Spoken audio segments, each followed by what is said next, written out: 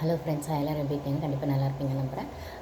இதில் வந்து பார்த்திங்கன்னா, நம்ம அர்ச்சனாவும் ஈரோடு மகேஷும் உள்ளே வந்தாங்க. அதாவது நம்ம போன டைட்டில் வின்னர் அர்ச்சனா, அப்புறம் ஈரோடு மகேஷ். ஸோ அதை பற்றி தான் பேச போகிறோம். ஸோ அதுக்கு முன்னாடி நம்ம சேனல் ஃபஸ்ட் டைம் வரவங்க சப்ஸ்கிரைப் பண்ணிக்கோங்க. உங்களுக்கு வீடியோஸ் பிடிச்சிருந்தா லைக் பண்ணுங்கள், உங்களுக்கு பிடிச்சவங்களுக்கு ஷேர் பண்ணுங்கள். ஓகேங்களா? ஆக்சுவலி பார்த்திங்கன்னா வந்து விஜய் அர்ச்சனா வருவாங்க அப்படிங்கிற மாதிரி ஃபஸ்ட்லேருந்தே டாக் போயிட்டு தான் இருந்தது. ஏன்னா அருணோட லவர் அவங்க தான் அர்ச்சனா அப்படிங்கும்போது அருணை இதை நிறைய இடத்துல ஸ்டார்டிங்லேருந்து டேரெக்டாகவும் இன்டெரக்டாகவும் வின் பண்ணிட்டே இருக்காங்க. அதுக்கப்புறம் வந்துட்டு உள்ள இருக்க ஹவுஸ்மேட்ஸுக்குமே இது தெரியும். அவங்க அருணோட பேரண்ட்ஸ் உள்ளே வரும்போதுமே வந்து அர்ச்சனாவை கேட்டதாக சொல்லுங்கள் அப்படின்னு அவர் அந்த இடத்துல ஃபஸ்ட்டு அர்ச்சனாவை கேட்டதாக சொல்லுங்கள் அப்படிங்கிற அதுக்கு முன்னாடி வரைக்கும் குயின் அப்படிங்கிற மாதிரி தான் பேசிகிட்டு இருப்பார் இன்டெரக்டாக. அதுக்கப்புறம் அருணோட பர்த்டே செலிப்ரேஷனும் வந்து தீபக் கேப்டன்சியில் தான் நடக்கும்போது அந்த இடத்துலையுமே அர்ச்சனா வந்து என்ன சொல்கிறது, அர்ச்சனா அவங்ககிட்டேருந்து லெட்டர் வந்திருக்கும், அதை படிக்கிறது அப்படிங்கிற மாதிரி அந்த க்யூட் மூமெண்ட்ஸ்லாம் நடந்திருக்கும். ஸோ இதுலேருந்து நம்மளுக்கு எல்லாருக்குமே தெரியும் அவரோட லவர் அர்ச்சனா அப்படின்னாலுமே அவங்க உள்ளே வருவாங்களா அப்படிங்கிறது ஒரு கொஸ்டினாக இருந்தது. ஏன்னா பிபி டீம் அனுப்புவாங்களா, ஏன்னா போன சீசனோட டைட்டில் வின்னர் இந்த சீசனில் உள்ளே அனுப்புவாங்களா அப்படிங்கிற மாதிரி. பட் ஆனால் அப்படி பார்த்தா போன சீசனில் டாப் 5 அந்த இடத்துல இருக்கிற விஷ்ணு உள்ளே வந்திருக்கிற பட்சத்தில் அர்ச்சனாவும் வர வாய்ப்பு இருக்குது அப்படின்னு நம்மளுக்கு ஃபஸ்ட்டே தெரிஞ்சிருச்சு. ஸோ இந்த இடத்துல பார்த்திங்கன்னா விஷ்ணு அர்ச்சனா 2 பேரும் உள்ளே ஒன்றா அமிச்சாங்களா பிபி டீம் அப்படின்னு பார்த்தா இல்லை, விஷ்ணு வந்து போனதுக்கப்புறம் அர்ச்சனா வராங்க அப்படிங்கிற மாதிரி தான் இருக்குது. அது மட்டும் இல்லாமல் இன்னொன்று என்ன அப்படின்னு பார்த்திங்கன்னா, இந்த இடத்துல வந்து அர்ச்சனா வந்து அர்ச்சனா அருண் விஷயத்துக்கு அருணோட பேரண்ட்ஸும் ஓகே சொன்ன மாதிரி தான் நம்மளுக்கு அவங்க பேரண்ட்ஸ் வந்து போகும்போது தெரிஞ்சுது. ஸோ இதில் வெளியிலுமே அர்ச்சனா வந்து நிறையவே வந்து அருணுக்காக ஓட்டிங் பண்ணிருக்காங்க. அதாவது அந்த ப்ரொமோட் பண்ணிருக்காங்க அருணை, நிறைய விஷயங்கள் போயிட்டுருக்கு அப்படிங்கிற மாதிரி. ஏன்னா அருணோட ஃபஸ்ட்டு 3 வீக்ஸில் வந்து அவரோட கேம் ரொம்பவே டவுனாக இருந்தது. பட் ஆனால் அர்ச்சனா வெளியில் என்னமோ ஒன்று பண்ணிட்டு இருக்காங்க. அதனாலே ஒரு கேம் உள்ள ஒன்று ஏதோ ஓட் போட்டு விஜய் டிவி அவங்கள வச்சுருக்காங்க அப்படிங்கிறது ஒன்று இருக்குது. இதில் வந்து அருணோட பிஆராகவே அர்ச்சனா வேலை செய்கிறாங்க அப்படிங்கிற டாக்கும் நம்மளுக்கு தெரியும். அதே மாதிரி சௌந்தர்யாவோட பிஆராக விஷ்ணு வேலை செய்கிறாரா அப்படிங்கிற மாதிரியும் ஒரு டாக் போயிட்டுருக்கு. ஸோ அவங்கவுங்களுக்கு பிடிச்சவங்களுக்கு அவங்கவுங்களுக்கு வந்து அந்த ஓட்டிங் பண்ணுறதுக்கு என்ன பண்ண முடியுமோ பண்ணுறது அப்படிங்கிறது யதார்த்தமான விஷயம்தான். ஸோ சௌந்தர்யாக்காக விஷ்ணு பண்ணுறதை அக்செப்ட் பண்ணோன்னா அருணுக்காக அர்ச்சனா பண்ணுறதையும் நம்ம அக்செப்ட் பண்ணி தான் ஆகணும். ஸோ இதில் போன டைட்டில் வின்னர் அர்ச்சனா வந்து ரொம்ப ஃபேராக ஆடி அந்த கேம் ஜெயித்தாங்க. பட் ஆனால் அருண் இந்த கேமில் அப்படி இல்லை. அவர் வந்து டப்பா அருணாவும் இல்லை முத்துக்கு எதிராகவும் இல்லை நிறைய விஷயங்கள் வந்து வாலண்டியராக பண்ணுறங்கிற பேரில் இரிட்டேட் பண்ணுறதாகவும் நிறைய கான்ட்ரவர்சிஸ் அவர் மேலே இருந்தாலும் அவங்களுக்கு பிடிச்சவங்களுக்கு அவங்க நல்லவங்க தான் அப்படிங்கிற ஆங்கிளில் அர்ச்சனா வந்து அருணுக்காக பேசுறதுலையோ இல்லை வெளில வந்து அந்த ஓட்டிங்காக இது ப்ரொமோட் பண்ணுறதுலேயே ஒன்றும் தப்பில்லை அப்படிங்கிறது தான் என்னோடய ஒப்பீனியனுமே. ஸோ இந்த இடத்துல வெளிலேருந்து அவங்க அவ்வளோ பண்ணுறாங்கன்னா அவங்கள உள்ளே அனுப்பிச்சா இன்னும் டிஆர்பி எப்படி ஏறும் அப்படின்னு எனக்கு விஜய் டிவிக்கு நல்லாவே தெரியும். ஸோ அந்த இடத்துல அவங்கள உள்ளே அனுப்புகிறாங்க. ஸோ அர்ச்சனா உள்ளே வர போகிறாங்க அப்படிங்கிறத அந்த சாங் போடும்போது தெரிஞ்சிருச்சு. அது கூட சேர்த்து ஈரோடு மகேஷ் அவரையும் அனுப்புகிறாங்க. ஸோ 2 பேராக தான் அனுப்புகிறாங்க அப்படிங்கிற பட்சத்தில் ஸோ அருணுக்காக அர்ச்சனாவை அனுப்புனா ஈரோடு மகேஷ் யாருக்காக அனுப்புகிறாங்க அப்படின்னு பார்த்தீங்கன்னா, அவர் வந்து தமிழ் நல்லா பட்டிமன்ற பேச்சு நம்ம நிறைய இன்டர்வியூஸ் அவரது பார்த்துருக்கோம். அதுக்கப்புறம் வந்துட்டு பட்டிமன்ற பேச்சு பார்த்துருப்போம், நிறைய ஷோஸ் அவரது பார்த்துருப்போம். ஸோ அதில் அப்படி பார்த்தா முத்துக்காகவும் மஞ்சரிக்காகவும் அந்த தமிழ் ப்ரொமோஷன், அதாவது அந்த தமிழ் லாங்குவேஜோட அந்த ஒரு இம்பார்ட்டன்ஸை வந்து பிபி ஷோவில் கொண்டு வரணும் அப்படிங்கிறதுக்காக முத்து மஞ்சரி அவங்களுக்கு சப்போர்ட் பண்ணுற விதமாக தான் ஈரோடு மகேஷ் அனுப்புகிறாங்க அப்படின்னு நம்மளுக்கு புரிஞ்சாலுமே, பட் ஆனால் அவர் உள்ளே வந்தது பார்த்திங்கன்னா ஜெனுவனாக நான் எல்லாருக்காகவே தான் வந்திருக்கேன் அப்படிங்கிற ஆங்கிளில் தான் எல்லாருக்கிட்டையும் ரொம்ப கலகலன் சூப்பராக பேசுவார். எப்பயுமே ஈரோடு மகேஷ் ஒரு இடத்துல இருக்கார் அப்படின்னா அந்த இடம் சூப்பராக என்ன சொல்ல ஒரு நல்ல வைபோடு தான் இருக்கும் அப்படிங்கிறது நம்ம எல்லாருக்குமே தெரியும். அது ஒரு பட்டிமன்ற ஸ்பீச் ஆகட்டும், என்ன சொல்கிறது, ஒரு டிபேட் ஆகட்டும், இல்லை ஏதாவது இன்டர்வியூஸ் ஆகட்டும், அவர் யாராவது இன்டர்வியூ எடுத்தால் அதுவாகட்டும், இல்லை ஒரு ஷோலே ஆகட்டும், ஒரு ஈவெண்ட்லேயே ஆகட்டும், அது வந்து அவருக்கான ஒரு யூனிக்னஸாக அவர் க்ரியேட் பண்ணி வச்சுருக்காரு. அவருக்கான ஒரு ஆடியன்ஸ் எப்படி இருக்க தான் செய்கிறாங்க அப்படிங்கும்போது அவரை பிபி ஷோக்குள்ளே அமிச்சா அந்த டிஆர்பி எப்படி ஏறும் அப்படின்னு தெரியும்போது 2 எக்ஸ்ட்ரீம் ஒரு செலிப்ரிட்டியை உள்ளே அமிச்சதை நம்மளால் பார்க்க முடியுது. இந்த 2 செலிப்ரிட்டிஸுமே உள்ளே போய் என்ன பண்ணாங்க அப்படின்னு பார்த்தா, அருணுக்கு என்ன பண்ணணுமோ அதை அர்ச்சனா சூப்பராக பண்ணாங்க. அதுக்கப்புறம் உள்ளே இருக்க கண்டஸ்டன்ஸ்க்கு ஈரோடு மகேஷ் என்ன பண்ணணுமோ அது சூப்பராக பண்ணார். அவர் பேசணும்னு நினச்சிருந்தா மஞ்சரி முத்துக்கிட்ட தனியாக பேசியிருக்கலாம். எப்படி வந்து விஜய் டிவி ப்ராடக்டாக நேஹா, அதுக்கப்புறம் அவங்க சமந்தாவும் அவங்க பேர் என்ன பவித்ராவோட ஃப்ரெண்டு அவங்க வந்தது, அதுக்கப்புறம் தீபக்கோட ஃப்ரெண்டு வந்தது, சிங்கம் அப்படின்ற வந்தவங்களும் அவங்கவுங்களுக்கு தனித்தனியாக மட்டும் போய் சொன்னது. இவங்க ஈரோடு மகேஷ் வந்து எல்லாருக்குமே காமனாக வந்து ரொம்பவே ஜென்யூனாக ரொம்ப நீட்டாக ரொம்ப வந்து என்ன சொல்கிறது ஒரு ரெஸ்பெக்டான விதத்தில், இல்லைனா அவங்களுக்கான மரியாதையை கரெக்டாக கொடுத்து அவங்களுக்கான விஷயத்தை கரெக்டாக சொல்லி, இந்த கேம் இப்படி தான், இதை நீங்கள் இப்படி தான் ஆடணும், இல்லை நல்லா ஆடிட்டுருக்கீங்க, இன்னும் நல்லா ஆடுங்க அப்படின்னு மோட்டிவேஷ்னலாக பேசின விதெல்லாம் ரொம்பவே நல்லா இருந்தது. இதில் என்ன ஒரு பெரிய கலாய் அப்படின்னு பார்த்தீங்கன்னா, ஈரோடு மகேஷ் எல்லாருக்காகவும் வந்திருக்காரு. அருணுக்காக மட்டும்தான் அர்ச்சனா அனுப்பியிருக்காங்க. அப்படின்னும்போது உள்ளே வந்த உடனே அருண்கிட்ட வந்து அவங்க வந்து அர்ச்சனா வந்து ஆப்வியஸாக வந்து ஒரு ஹக் கொடுத்துட்டு அப்படியே கிட்டத்தட்ட எமோஷ்னலாக தான் ஆகிடுறாங்க அப்படின்னு சொல்லணும். ஏன்னா 2 பேரும் ஒருத்தர் நிறைய மிஸ் பண்ணியிருக்காங்க போல இருக்குது. இவர் உள்ளே இருக்கிறதுனாலே அவங்க வெளில இருக்கிறதுனால ஆல்மோஸ்ட் 80 days ஆனதுனால. So I miss you, I love you அப்படிங்கிறத டாக் தான் அவங்க 2 பேரும் நிறைய நேரம் பேசுனதை நம்மளால் பார்க்க முடிஞ்சது. இந்த இடத்துல வந்து எல்லாருக்கும் வந்து ஸ்டார்டிங் வந்து வாமா வந்து ஒரு ஹக் கொடுத்துட்டு எல்லோரும் நல்லா ஆடுறீங்க கேம் அப்படின்னு எல்லோரும் காமனாக சொன்னாலும், அருணும் அர்ச்சனாவும் தனியாக வந்து லவ் பேர்ட்ஸ் மாதிரி தனியாக அவங்க போய் கார்டன் ஏரியாவில் உட்காந்து பேச ஆரம்பிச்சிட்டாங்க. இந்த இடத்துல ஈரோடு மகேஷ் எல்லாரையும் கூப்பிட்டு உள்ள லிவிங் ஏரியாவில் பேசிகிட்டு இருக்காரு. இதில் வந்து இன்னொன்று மஞ்சரி வந்து அவங்களோட பார்ட்னர் எதிர்பார்த்தாங்க போல், அவங்க வரல அப்படிங்கிற மாதிரி. அவங்க உள்ளே வந்தோன்னு மஞ்சரிலாம் வந்து நான் ஏன் உள்ளே வந்தேங்கிற மாதிரி பார்க்குறேன் மஞ்சரி அப்படிங்கிற மாதிரி. மஞ்சரிக்கு பிடிக்கல போல் அப்படின்னும்போது மஞ்சரி இல்லை அப்படிலாம் இல்லைன்னு ஸோ மஞ்சரியை கலாய்க்கிறாரு. அதுக்கப்புறம் முத்துக்கு மட்டும்தான் நான் வந்து பிடிச்சிருக்கு போல், வேறு யாருக்குமே பிடிக்கல போல், அவங்கவுங்களுக்கு தேவையானவங்க அவங்க எதிர்பார்த்துட்டு இருக்காங்க. தேவையில்லாமல் நான் உள்ளே வந்துட்ட போல், பிபி டீம் என்னப்பா என்னை உள்ளே அனுப்பிச்சு இப்படி பண்ணிட்டீங்க அப்படிங்கிற மாதிரி பிபி டீமே கலாய்ச்ச விதமும் உள்ளே இருக்க கண்டஸ்டன்ஸை கலாய்ச்ச விதமும் ரொம்பவே நல்லா இருந்தது. அதுக்கப்புறம் ஆஸ் யூஷுவல் உள்ளே வந்து எல்லோரும் நல்லா கேம் ஆடுறீங்க செய்கிறீங்க அப்படின்னு சொல்லி பண்ணுற பட்சத்தில் இன்னொன்று பார்த்திங்கன்னா மஞ்சரி அவர் கலாய்ச்ச விதமாகட்டும். அதுக்கப்புறம் வந்து சாங் வந்து உள்ள விஷாலும் ஜெஃப்ரியும் அவங்க கிளம்பும்போது ஒரு சாங் பாடுறாங்க. எப்பயுமே அவங்க பண்ணுறது தான் அந்த சாங் பாடினாங்க. ஏதோ அந்த சாங்கை வச்சு தான் விஷாலும் ஜெஃப்ரி ஓட்டிகிட்டு இருக்காங்க. தவிர உள்ள கேம்னு பார்த்தா 2 பேரும் டர்ட்டி கேம் தான் ஆடுறாங்க அப்படின்னு தான் நான் சொல்லுவேன். விஷாலோட டர்ட்டி கேம்னு இன்னொன்று உங்களுக்கு தெரியும், ஜெஃப்ரியோட டர்ட்டி கேமாக என்னென்னு தெரியும். ஸோ அதுக்கான விஷயமா ஜெஃப்ரி இந்த வாரம் வெளில போயிட்டார் அப்படிங்கிறதையும் நம்மளால் பார்க்க முடிஞ்சுது. ஆக்சுவலாக பார்த்தா அன்ஷிதா தான் எவிக்ட் ஆகிருக்கணும் ஃபஸ்ட்டு, ஆனால் ஜெஃப்ரி ஆகிருக்காரு. ஸோ இதை பற்றி நம்ம இன்னொரு வீடியோவில் பேசுவோம் அது ஏன் அப்படிங்கிறது.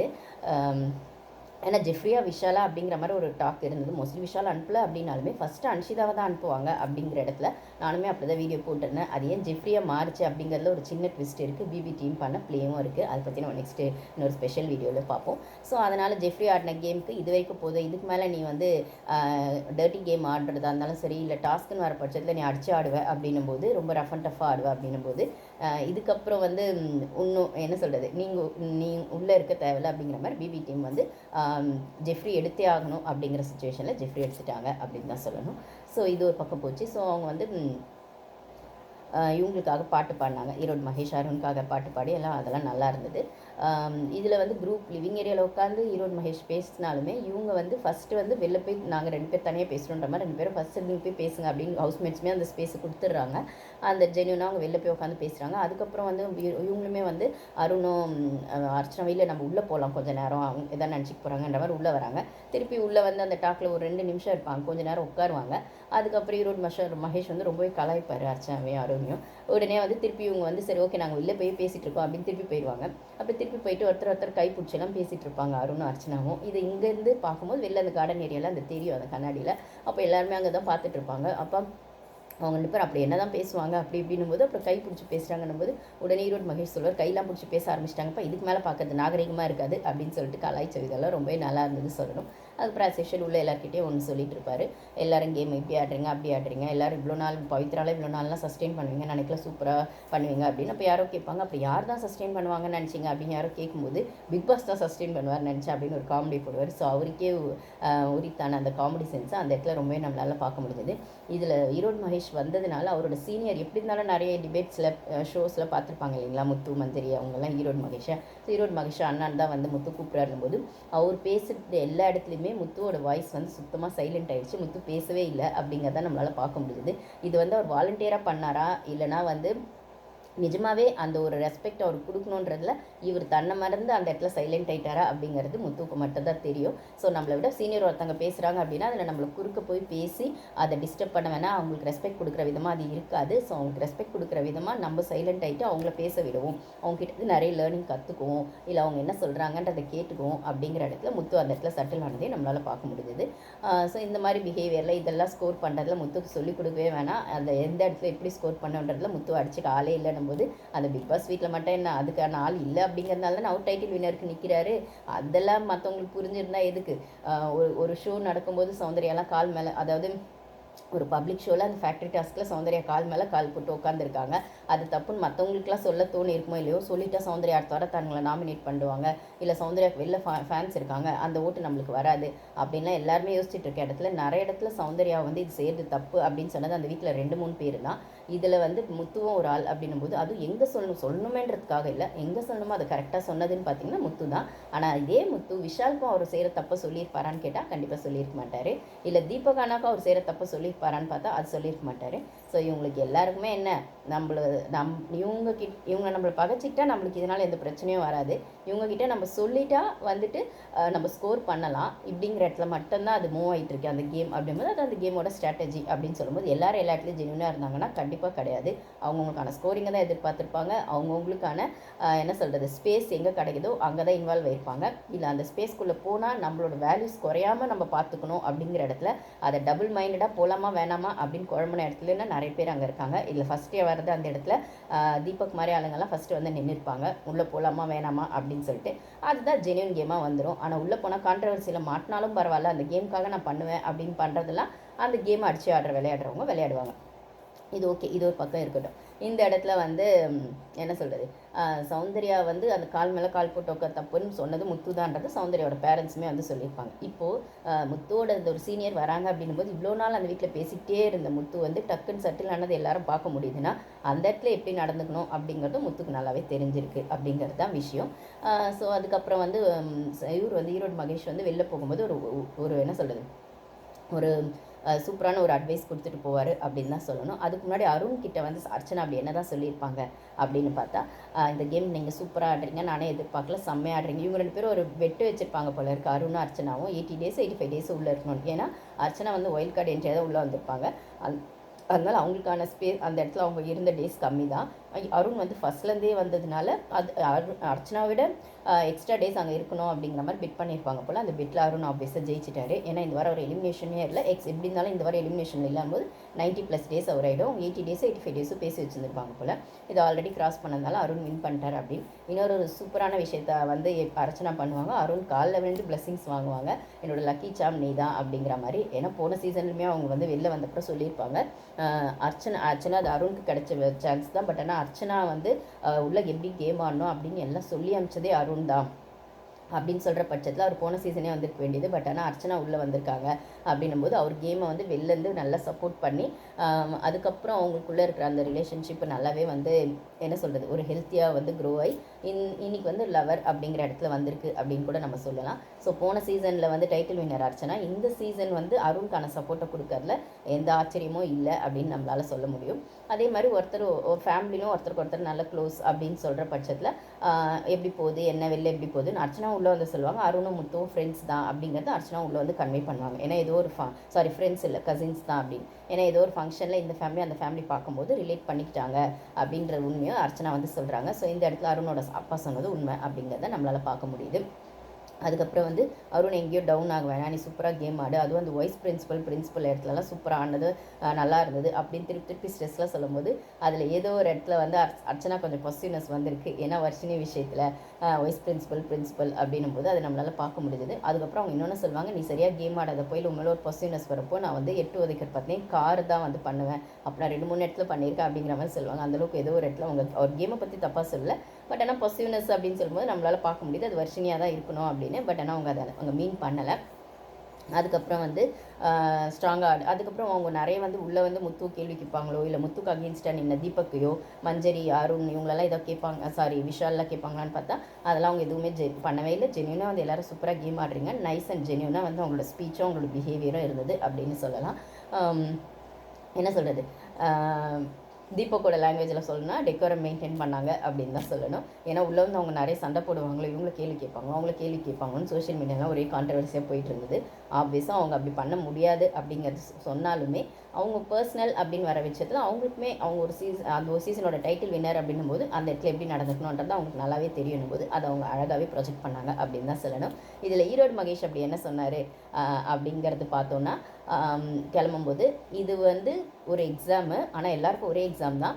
கொஸ்டின் பேப்பர் வந்து வேறு வேறு அப்படிங்கிறத புரிஞ்சுக்கோங்க. எல்லாருக்கும் ஒரே மாதிரி கொஸ்டின்ஸ் இல்லை. எக்ஸாம் தான் ஒன்று, ஆனால் கொஸ்டின் பேப்பர் வேறன்னும் போது அவங்கவுங்களுக்கான கொஸ்டினுக்கான ஆன்சரை அவங்கவுங்க தான் எழுதணும். அப்படின்னும் போது முன்னாடி இருக்கவன் என்ன எழுதுகிறான், பின்னாடி இருக்கவன் என்ன எழுதுகிறான் அப்படிங்கிறதெல்லாம் யோசிக்காமல், இல்லை இதுக்கு முன்னாடி இருந்தவங்க என்ன எழுதியிருப்பாங்க அப்படிங்கிறதெல்லாம் யோசிக்காமல், உங்களுக்கான ஆன்சரை உங்களுக்கான புரிதலோட, உங்களுக்கான நியாயத்தோட, உங்களுக்கான அந்த ஒரு வேல்யூஸோட நீங்கள் வந்து இந்த கேம் ஆடணுமே தவிர கம்பேரிசன் இதுக்குள்ளே கொண்டு வராதிங்க. இது உங்களுக்கான கேம், உங்களுக்கான கொஸ்டின், நீங்கள் தான் ஆன்சர் எழுதணும். அது உங்களோட ஒப்பீனியனாக தான் இருக்கணும். உங்களோட விஷயத்தை வெளில கொண்டு வர விதமாகவும், உங்களை நீங்கள் புரிஞ்சுக்கிற விதமாகவும், இல்லை நீங்கள் மற்றவங்களுக்கு உங்களை எப்படி புரிய வைக்கிறீங்க அப்படிங்கிற விதமாகவும் தான் அந்த ஆன்சர் இருக்கணுமே தவிர இதில் வந்து கம்பேர் பண்ணி காப்பி அடித்து எழுதுகிற கொஸ்டின் இது கிடையாது. ஸோ அவங்கவுங்க கேமை அவங்கவுங்க ஆடுங்க. அவங்கவுங்க கொஸ்டினுக்கான ஆன்சரை அவங்கவுங்களே டிசைட் பண்ணுங்கள் அப்படிங்கிறத யதார்த்தமான உண்மையை ஈரோடு மகேஷ் அவங்க வந்து சொல்லிட்டு போனதை நம்மளால் பார்க்க முடியுது. அதுதான் யதார்த்தமான உண்மையும் கூட. ஆனால் இந்த இடத்துல இது வரைக்கும் அதை தான் எல்லோரும் பண்ணியிருக்காங்களான்னு கேட்டால் கண்டிப்பாக கிடையாது. நாமினேஷன் ப்ராசஸ்லேயுமே முன்னாடி இருக்கவங்க என்ன சொல்கிறாங்க, பின்னாடி இருக்கவங்க என்ன சொல்ல போகிறாங்க, இல்லைனா வந்து நம்ம இதை சொன்னால் தப்பாயிருமா, இல்லை இது முன்னாடி இப்படி சொன்னவங்களாம் தப்பாக இருந்திருக்காங்களே அப்படின்லாம் யோசிச்சுலாம் நிறைய பேர் அந்த கேம் ஆடி தான் இருக்காங்க. அது அவங்கவுங்களோட ஸ்ட்ராட்டஜி அப்படின்னு சொல்லும்போது அவங்களா தான் அந்த கேம் ஆடணும்னா அதை எல்லாருமே ஃபாலோ பண்ணாங்களான்னு கேட்டால் கண்டிப்பாக இல்லை. அவங்களா தான் இருக்கணுங்கிறதுல சத்யாலாம் அவராக தான் இருந்துட்டு போனார் அப்படின்றதையும் நம்ம வச்சுக்கலாம். ரஞ்சித் அவராக தான் இருந்தாரான்னு கேட்டால் கண்டிப்பாக அவராக இல்லை அப்படின்னு சொல்லலாம்.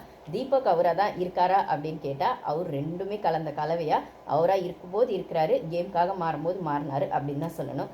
முத்து வந்து என்ன சொல்கிறது, அவருக்கு எந்த இடத்துல அவராக இருந்தால் தப்பாக போகும், இல்லை அவர் மாறி இருந்தால் சரியாக இருக்கும் அப்படிங்கிறத புரிஞ்சு ரொம்ப கிளாரிட்டியோடு ஆடினார் அப்படின்னு தான் சொல்லணும். இதில் ஜாக்லின் பற்றி எனக்கு பெருசாக வெளியில் தெரியாது.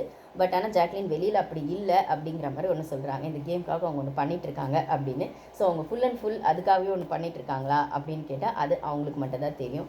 மஞ்சரி அப்படின்னு பார்த்தா மஞ்சரி எப்பயுமே இப்படி தான் இருப்பாங்க போல். அவங்க ஒரு ரஃப் அண்ட் டஃப் என்ன சொல்கிறது, ஒரு லயனஸ், இவங்க சொல்லிட்டு போனாங்களே தீபக் ஒய்ஃப், அந்த மாதிரி லயனஸ் அப்படின்னும் போது அவங்களா தான் இருக்காங்க அப்படிங்கிறத நான் பார்க்குறேன். அதில் வந்து நெகட்டிவ் ஷேடாக அவங்க நடுவில் தெரிஞ்சாலுமே அது அவங்க மற்றவங்க யாரையும் நெகட்டிவாக காட்டுறதுக்கு பதில் தன்னையே நெகட்டிவாக காட்டிக்கிட்டு அந்த கேமுக்குள்ளே சஸ்டெயின் ஆகிறதுக்கு ஒரு பிளான் போட்டாங்க அப்படிங்கிறத ஈரோடு மகேஷுமே உள்ளே வந்து இன்டெரக்டாக நீங்கள் அது விஷ்ணுமே உள்ளே வந்து சொல்லுவார். அது அவங்களோட ஸ்டேட். மற்றவங்கள நான் சரி நீங்களாம் தப்புன்னு சொல்கிறதுக்கு பதில் நான் என்னையே தப்பாக காட்டிக்கிட்டு இந்த கேமில் நான் ஸ்டாண்ட் பண்ணிக்கிறேன் அப்படின்னு அந்த ஆன்டகனிஸ்ட் ப்ரொட்டகனிஸ்ட் அப்படிங்கிற ஸ்பேஸை எடுத்து அவங்க என்னவோ ப்ரூஃப் பண்ணதை நம்மளால் பார்க்க முடியுது. ஸோ இதுதான் கைஸ். ஸோ உங்களுக்கு இதை பற்றி என்ன ஒப்பீனியன் அப்படிங்கிறத ஷேர் பண்ணுங்கள். Thank you guys.